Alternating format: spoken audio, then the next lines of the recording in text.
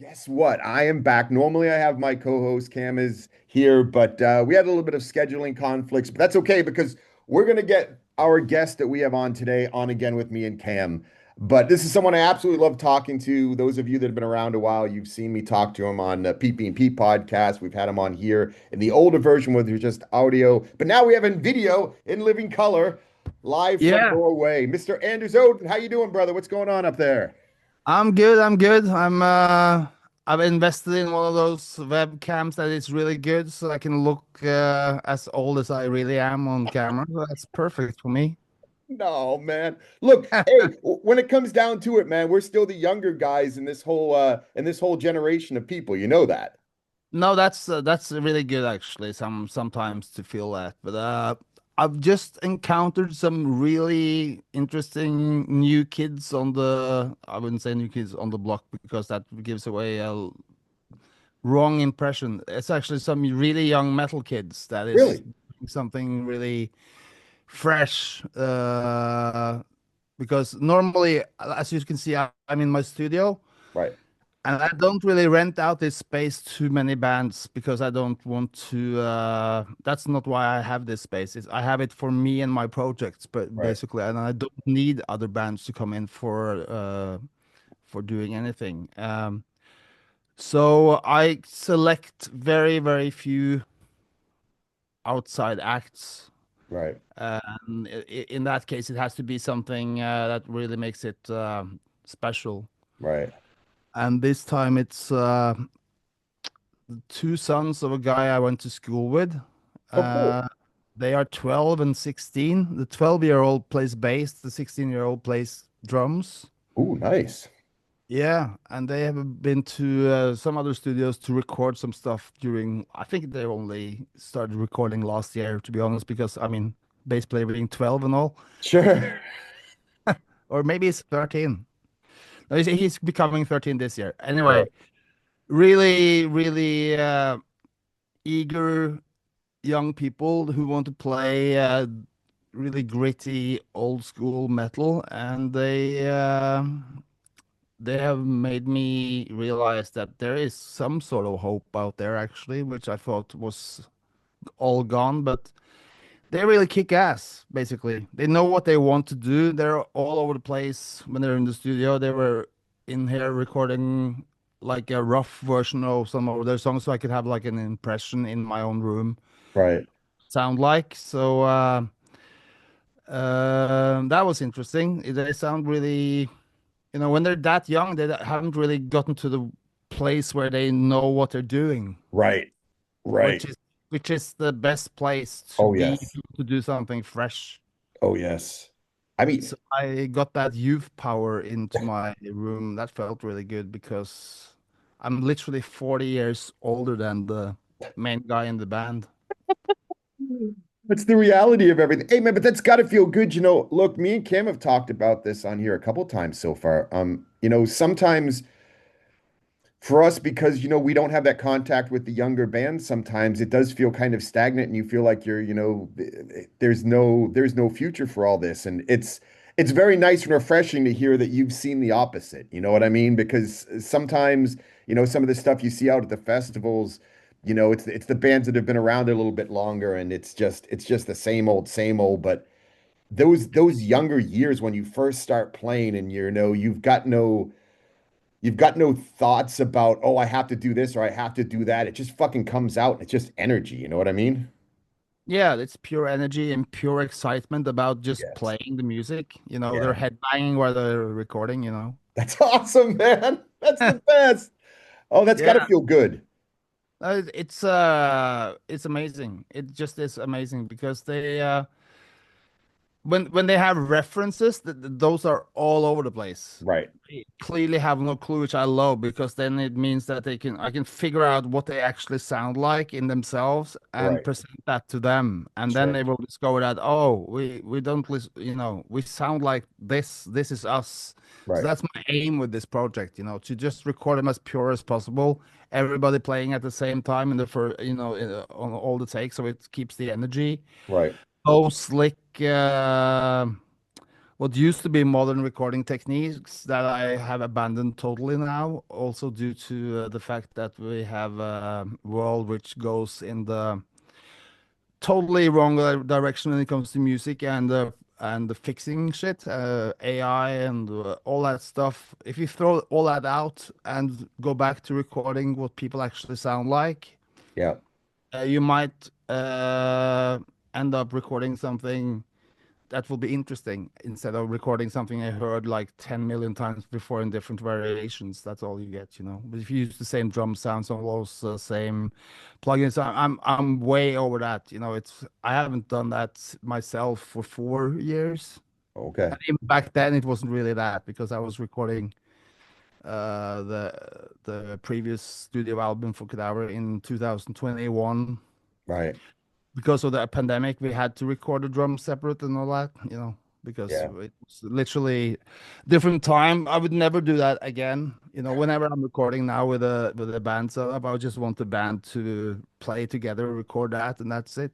You know, it's back to I wouldn't say it's back to basic because all the tools I have in my, software part Sure. I do post-production things, but the energy and the reason why we're playing this music should be to play together. If it's not that, I'm not interested. Any band that comes out there that plays anything that just sounds like the same old plugins and the same old here's the drums, play some guitar over it, that's to me like fucking amateur hour. Yeah.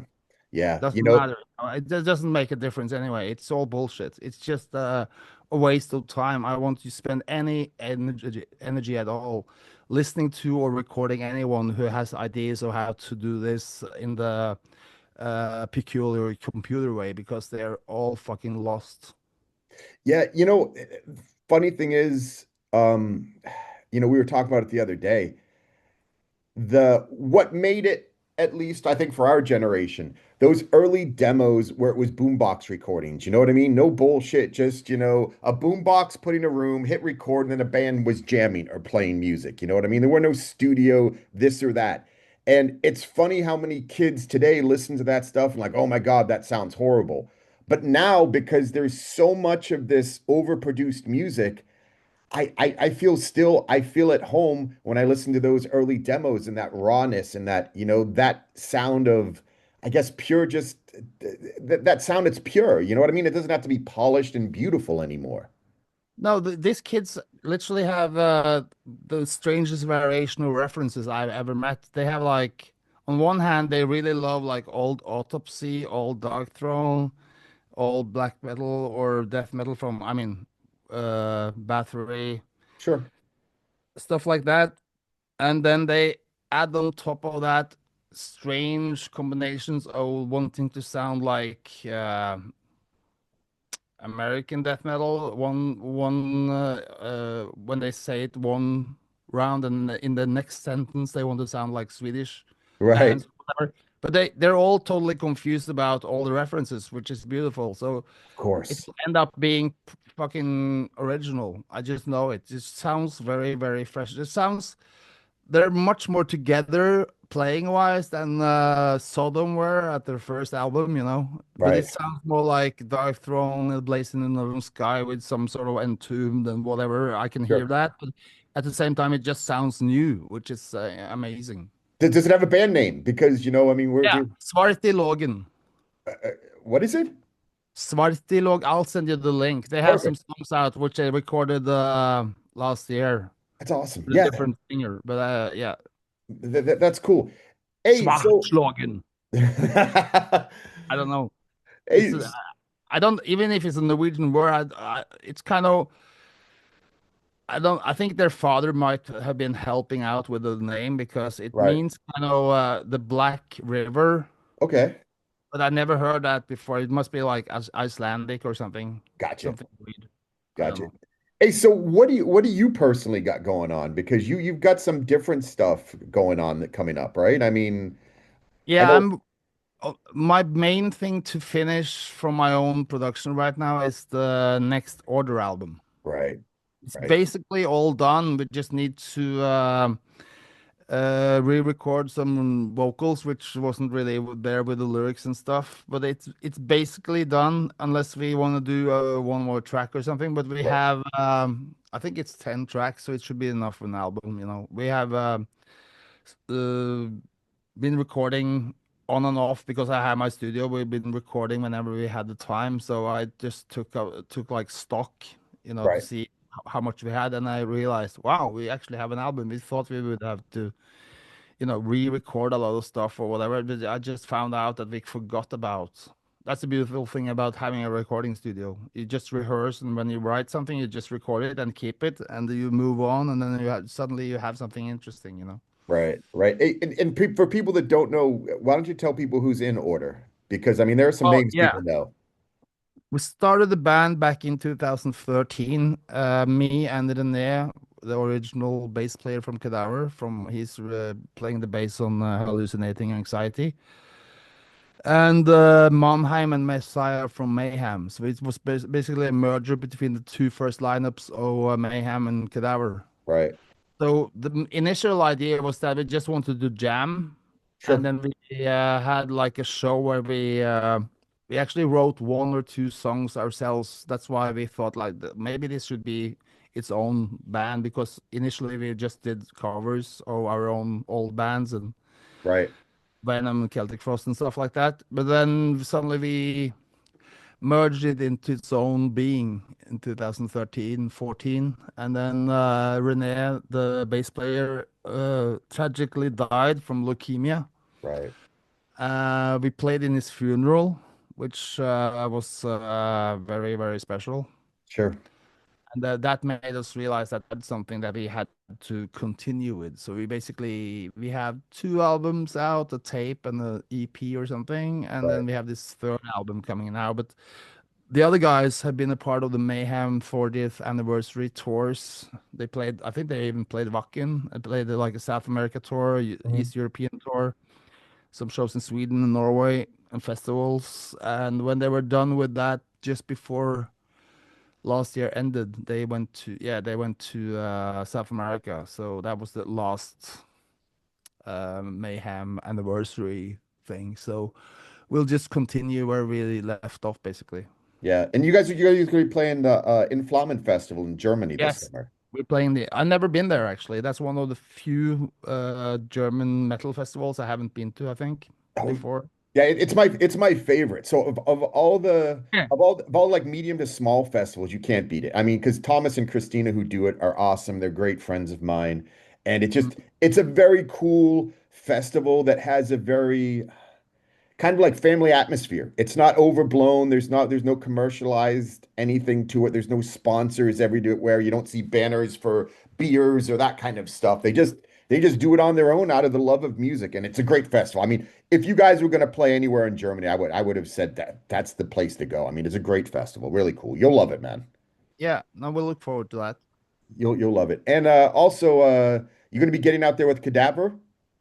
Yeah, we had a run last year. I think we did 15 shows last year altogether. Festivals, Inferno, a couple of other festivals, Swedish and Norwegian club shows. They went really, really well. And we have a couple of more club shows in April. And then we go to Iceland to the Satan Festival in Iceland.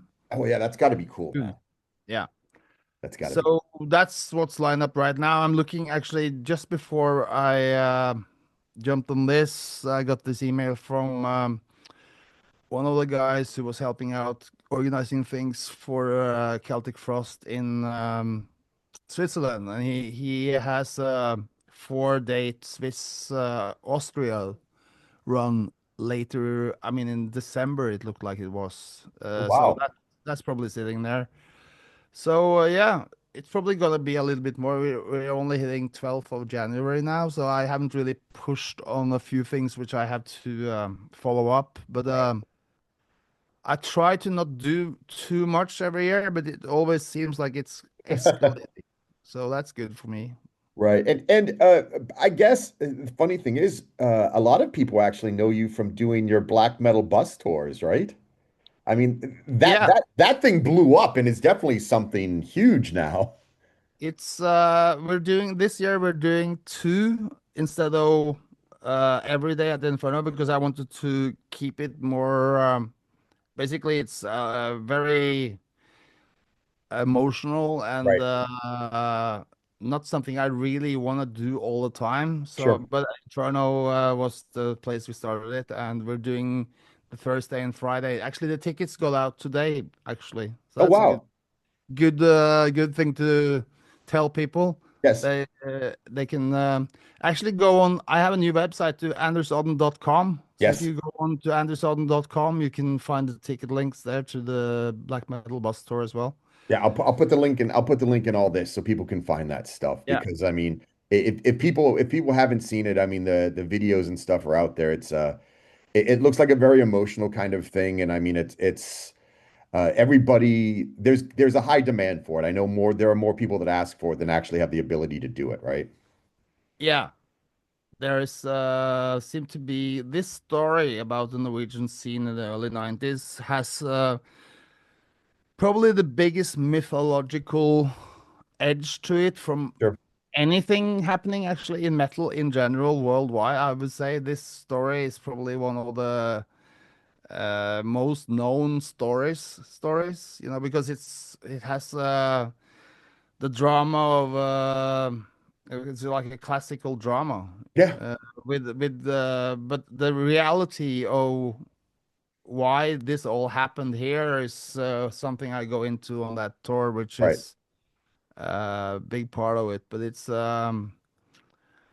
because I was one of the earliest involved in the scene ever since '86. So I saw the whole thing from when it was absolutely nothing till it blew up in ways we could never foresee. So I feel like I'm obligated to tell my story, which is the story from the Oslo side, basically, knowing Mayhem ever since I was 13, going from there.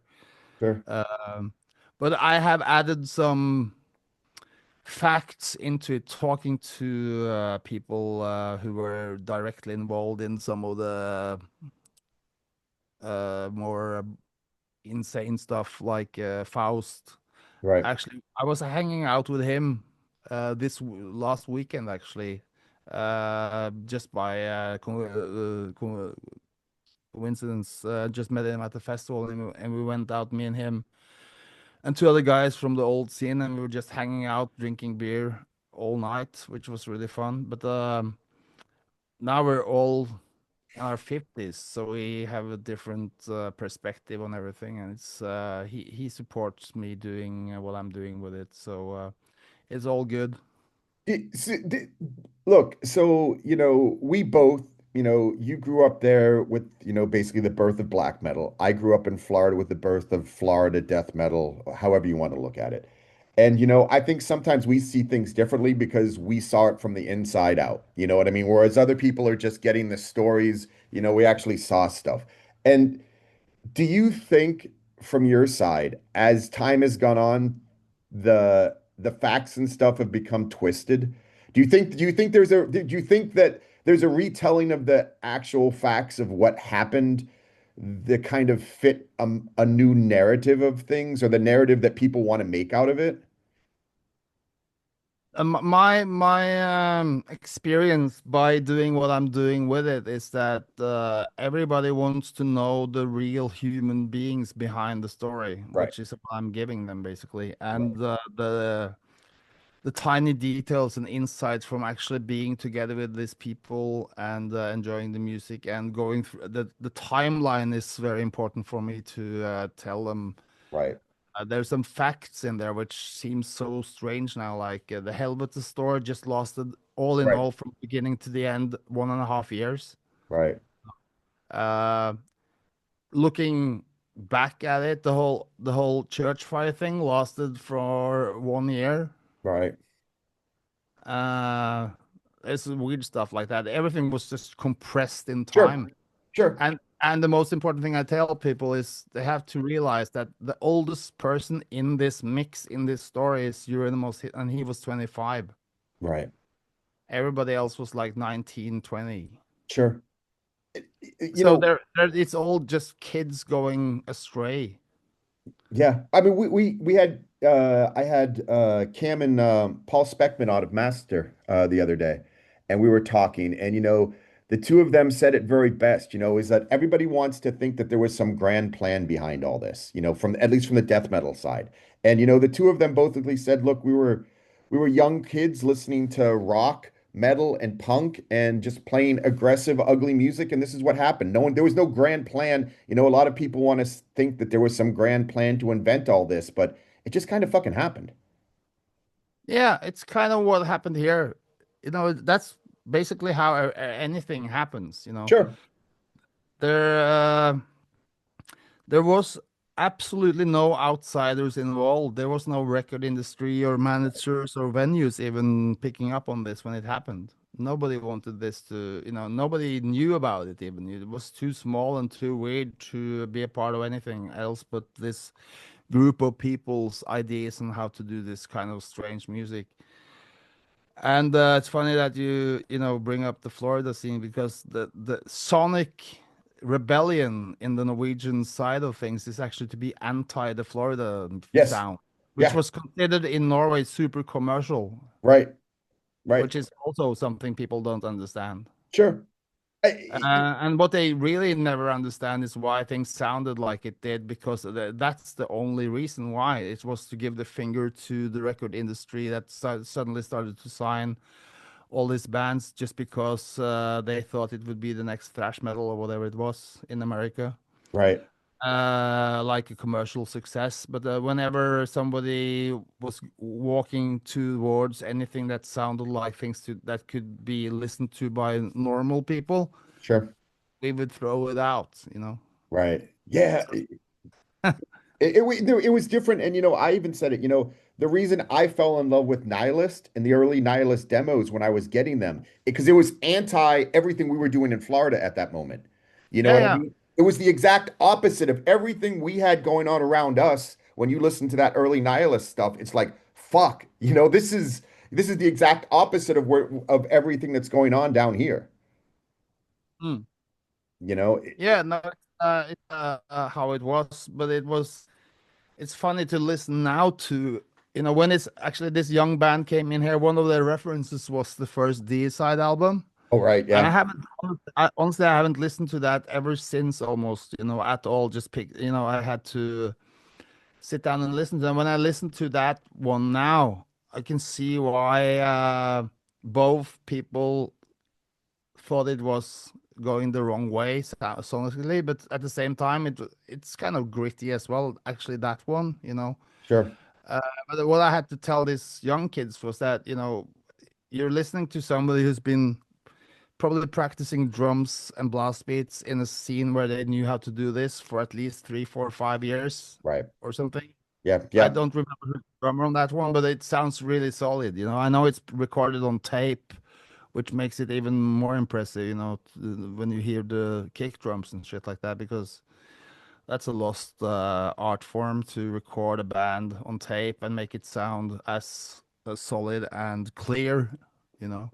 Yeah. Uh, but that's yeah, distraction from what I was talking about No, earlier. it's not. And look, man, you're right. I mean, and that was a big thing. It always seemed like uh the bands that stood out are the bands that had those solid drummers. You know what I mean? Yeah, it's always been two things or three things with bands in this genres. First of all, you gotta have the right singer that sticks out in a way that makes it audio or that makes the audio stick out, so it's actually them. Right, And then you need to have a insane drummer and somebody who's making riffs that just sounds like something different than everything else. Anything that sounds away from normal heavy metal was at the time. I think we all. I think I read this with. Did Cam say something about Slayer on yes, some?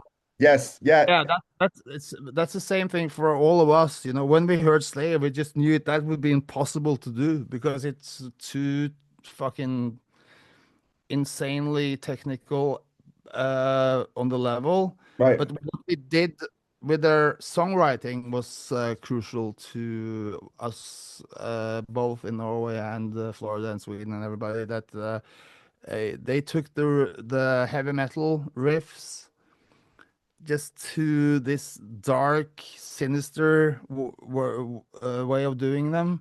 Right. And me growing up, I listened only to classical music. You know, Sure. my father's into, so for me, the it sounds very much like classical music. You know, the tonality. Yes. That's always lost on people in anything now because now it's like 1 million metal albums later. When that wasn't the case, you could really tell people who knew music and people who just knew rock music. You Yeah. know, Yeah. Yeah. like, No. that sounds like Iron Maiden and Judas Priest kinds of riffs over to the glam scene. All that stuff is pretty much the same. They play all very straightforward progressive rock in a way, you know, Sure. or just rock or pop even, you know, Right. but this sinister half note bends and all that stuff basically comes from classical music and progressive classical music, especially stuff like Stravinsky and even film composers and stuff like that. And we just knew that. It's like, oh, you can play that on guitar and make it into songs. That's great. Let's do that, you know. Yeah. Fuck the rock. That. There's nothing to do with rock music. It's all about folk music, actually. Folk music, tonality, and strange classical music. Yeah. Yeah. And that's what basically the what Cam had said was, they were, you had, Venom and Hellhammer were the biggest influences for him personally, and what they were doing in the garage at that point. But then they Mhm. just basically took the blueprint of what Slayer was doing with, Show No Mercy and Haunting the Chapel and everything. It was just it was completely different. I mean, it was just this thrash, speed metal aggression that, it was like, okay, we're gonna take all this, throw it in a pot, and here we go. I would say that actually there's one song that did it for me from Slayer. In the beginning, Slayer to me sounded like a speed up version of Judas Priest and Iron Maiden more. But Chemical Warfare, Yes. that song is the blueprint for death metal, Agreed. me at least. Agreed. Yeah, no, I agreed, man. That's a great fucking track, man. Hey, so since we're talking about that and being around these kids that you're recording now, Hmm. is all this this has got to have an effect on what you're going to be doing going forward when next time you get into studio to start recording, right? I mean, this has got to put a different kind of feeling to you now, right? Yes and no. It's just I just get the vibes. Right, Uh, I know what I want to do sometimes myself in a total different layer of thinking, right, or because I'm whenever I play like really primitive stuff, it really has to fucking be for a good reason because it's really hard to make that sound plausible because I've heard so much stuff which is great doing right. that. Like that doesn't really necessarily point me in a direction. It just I like the vibes basically, you know. Sure. I like also to never know what I'm doing. I'm not planning to do exactly this, so that it just has to come from pure working on it, you know. Yeah, yeah. Whenever I Hey, pick up a guitar, I can play like tons of stuff I will never use, but sometimes I'm like, oh, this is interesting. And then I'll just record that and keep it in like a vault. And sometimes I go back. Sometimes I just try to remember if it was good enough. I should remember, you know. Hey, so look, since we got a whole new crowd of people that watch these new videos and stuff, you did a project that I absolutely loved, had a huge impact on me, which I still listen to at least multiple times a week. And that was the third circle stuff. Is there, for people that don't know, absolutely one of my favorite things I've ever heard in my entire life, had a huge impact on me with my mental health and helping me deal with panic attacks and stuff. Yeah, I think I maybe that was it. Was just to help you. Awesome, man. I appreciate it because it definitely helps, man. I still listen to it all the Yeah, time. No, I actually that process is still lingering for me because it we recorded so much stuff so fast, so I have had to like post production. Right, I have a lot of things sitting there, kind of ready to go, but I'm I need the basically the guys playing all the fiddle stuff. He's a right. part of Vardruna, and they just finished their world tour. I think they toured all last year, um, basically all over the world. So I don't want to do anything with it to finalize it until he's literally back here to sit down and see what we should do with it. Because right now it feels like it's done, if you know what I mean. Sure. So we have I think I sent you the link to the whole thing, so you actually Right. one of the few people who heard the whole thing. Woo! Yeah, exactly. No, I feel like I want to remix it too much if I sit down alone and do some, I just need to go back at it and figure out if what we should do with the rest of the recording, and that's also in my pipeline, but it depends on when he has the time, and the percussionist also. I think we should record more vocal stuff to it, because it we have more which is in the mixes you haven't heard really. So it's still going on, but it's such a big undertaking to sit down and mix something which is like 10-15 minutes long, Yeah. Yeah. because it's really easy to lose track, and you need to be in the zone for it. Of course. Of course. So, do you have anything else going on? I mean, what else you got going on in your life right now? Wait, we really need to talk up the your website, because I mean, I know that's where people can go and get all your information. Now, I'll put the link down here as people are watching this, but it Yeah, I have this literally. I try to figure out where the world is going with AI, because I'm interested. And Monheim from Order is the guy who's basically feeding me all the information like a year or two before everybody else gets it. So I've been in the realm of that on exploring way for almost 2-3 years already. cool. So I realized that, I know way too much about a lot of these things, so I can probably put that into some sort of lectures. Oh, awesome. Because I realize now that a lot of musicians don't understand what the hell is going on, along with everybody else, actually. But for music, it's two things. You can basically right now you can record and get like something that sounds like a master for any genre in the whole world of music, just by feeding information to the matrix, as I like to call it. Yeah. And the way that you can use that creatively, it's really mind-blowing, and it's like science fiction recording to me.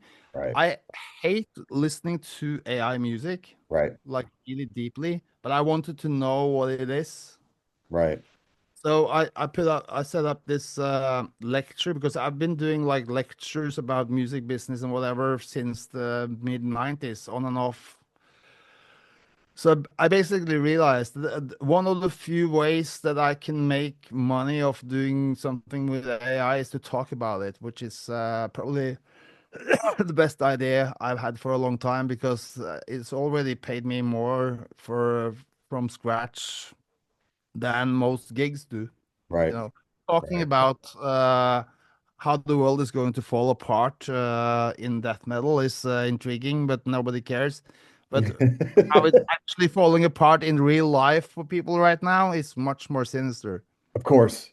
Of course. So the apocalypse is coming for a lot of people's jobs and well-being and all that stuff.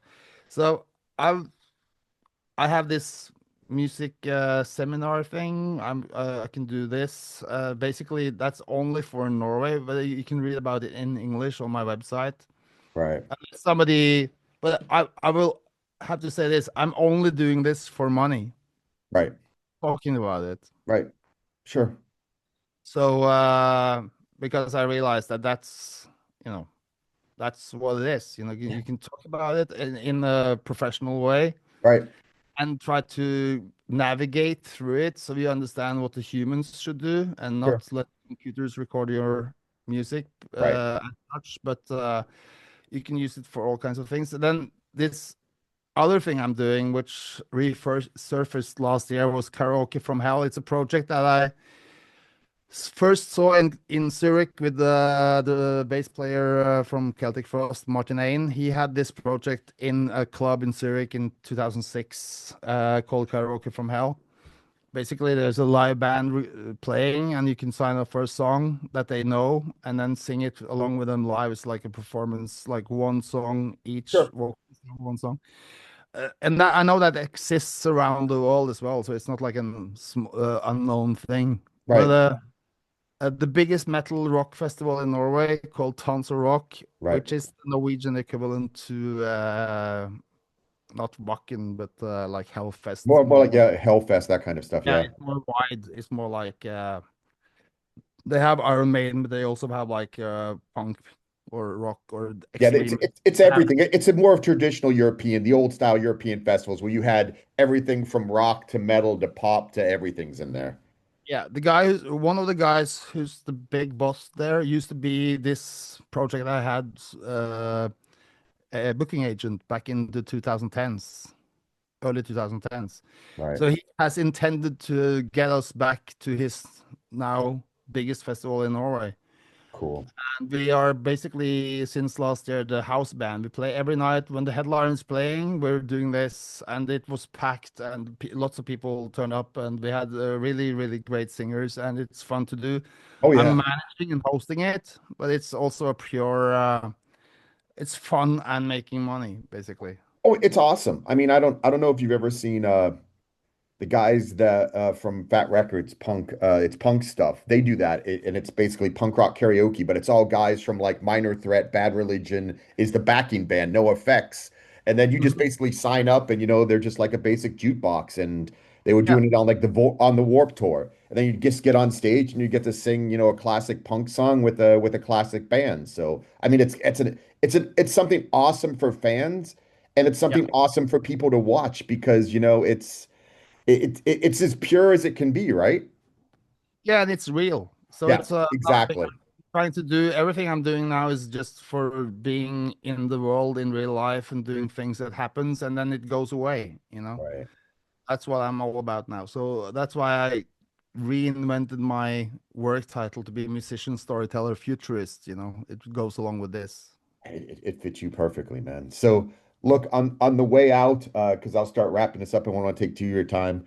Uh, so we'll put the website down there, and we'll tell people you'll be out there this summer doing Order, doing Cadaver, doing other stuff, and obviously we'll put up also the link to Inferno too, because you got the for the black metal bus tours.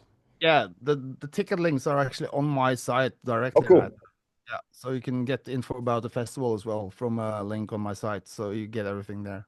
Perfect, perfect. Well, look, we will have you back on when I can get Cam on here and we can all talk together. But Anders, as always, dude, I appreciate it. You're awesome to listen to, and I know people love it, and they appreciate your music. So thanks, man.